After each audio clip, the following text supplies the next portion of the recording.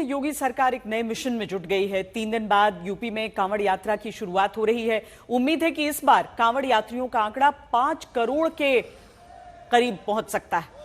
कांवड़ियों की इतनी बड़ी संख्या को मैनेज करना किसी भी सरकार, प्रशासन, पुलिस के लिए आसान काम नहीं होगा। कांवड़ यात्रा के दौरान सुरक्षा और खान-पान में मिलावट जैसी शिकायतें आती हैं। ये शिकायतें ऐसी होती हैं जिनसे धार्मिक भावनाएं आहत हो सकती हैं, धार्मिक सद्भाव पर असर पड़ सकता है, माहौल खराब होता है। इसीलिए कांवड़ यात्रा के दौरान इस बार यूपी में कई मोर्चों पर सख्ती हो रही है। सुरक्षा के साथ साथ कांवड़ रूट पर दुकानदारों के लिए भी नए और सख्त नियम लागू किए गए हैं।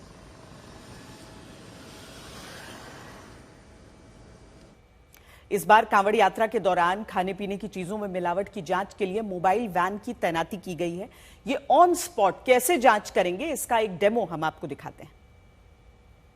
अब उन दुकानों की ओर आपको लेकर चलता हूं जहां पर इस वक्त एफएसडीए की टीम का इंस्पेक्शन चल रहा है, क्योंकि इन्होंने अपनी आइडेंटिटी छुपाई हुई है। यहां पर आप देखेंगे तो जितने यहां पर फ्रूट आइटम्स हैं उनको निकालकर एफएसडीए की टीम यहां पर वो चेकिंग कर रही है। जितने जो आयुक्त के पूरी टीम के मेंबर्स हैं, ये प्रॉपर चेकिंग चल रही है कि खाद्य पदार्थ किस तरह का है, कोई कमी तो नहीं है। इन्होंने क्यूआर स्कैनर लगा रखा है या नहीं लगा रखा है, क्योंकि अब 2 जनवरी से मान्य हो गया कि स्कैनर्स जो लिए हुए हैं। आइए हम चलते हैं एक बार, यहाँ से भी कैमरामैन गौरव विजुअल दिखा रहे हैं। मैं जो है दुकान में जो है दाखिल होऊंगा और ये जिस तरह के स्टिकर्स जो हैं इसको लगाने की भी कार्रवाई लगातार यहाँ चल रही है। और जो टीम है वो यहाँ पर देखिए निकल रही है। इस तरह के स्टिकर्स जो हैं वो भी यहाँ पर इनके पास लगाए हुए हैं। मैम, किस तरह से आप लोग यहाँ कार्रवाई कर रहे हैं? क्या कुछ कमियां पाई जा रही हैं? क्योंकि ये कांवड़ यात्रा का रूट है एक तरह से। ये कमियां जूस की, फल की जो ढाबे हैं सब पे हम लोग निरीक्षण कर रहे हैं और जो भी कमियां पाई जा रही हैं उस हिसाब से हम लोग इसको विनष्ट करा रहे हैं।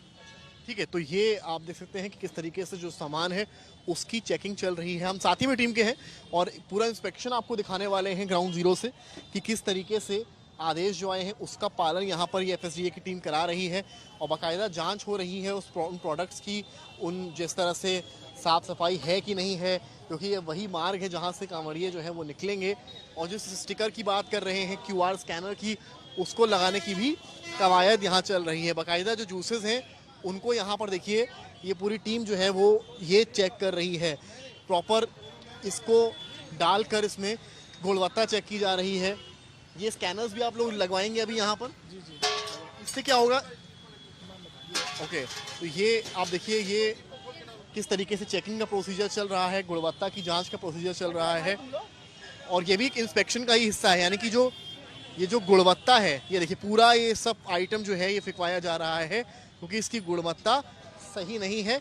ये आइटम पुराना है और ये देखिए सारे एक करके आइटम्स या तो एक्सपायर्ड है, ये एक्सपायर्ड आइटम्स है, ये एक्सपायर्ड आइटम्स हैं। जी हाँ, एक्सपायर्ड आइटम्स हैं जिनको देख सकते हैं आप यहाँ पर। ये फिकवाने की कार्रवाई यहाँ चल रही है। दुकानों पर एक्सपायर्ड आइटम्स बिक रहे थे जिनसे कि आपकी तबीयत बिगड़ सकती थी, उस बात का ध्यान रखा जा रहा है। अब आपको उत्तर प्रदेश के फतेहपुर की जनता की असरदार खबर दिखाते हैं, जिन्हें एक पुल के वादे पर दशकों से नेताओं ने सिर्फ दगा दिया। जहां फिर आम लोगों ने ही नदी पर खुद से बांस बल्ली के पुल बनाना शुरू कर दिया और तब प्रशासन, सियासत, सरकार को अपनी गलती का एहसास हुआ। जनता के बनाए बांस के पुल को हटवाने का आदेश जारी करके कहा गया है कि जल्द ही यहां नया पक्का पुल बनाकर देंगे।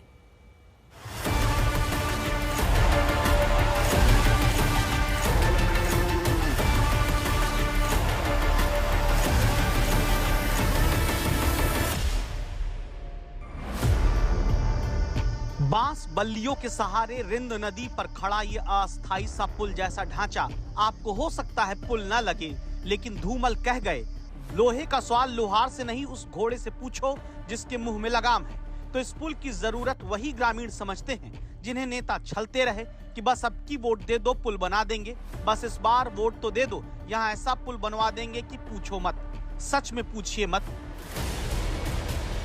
फतेहपुर की बिंदगी तहसील में रिंद नदी के किनारे बसे बचनीपुर, बसफरा, पनरुआ, खजुरिया, नरेनी, सहिमलपुर, देवरी बुजुर्ग, पांडेपुर, प्रसादपुर, टरुआपुर, कपरिया, उसर, गोपालपुर, नेहरामऊ, मोहीपुर, भैरमपुर, जमाहिरपुर, बिंधा, बिजूरी जैसे दर्जनों गांव के लोग नेताओं के वादे के विश्वासघात से तिलमिला गए।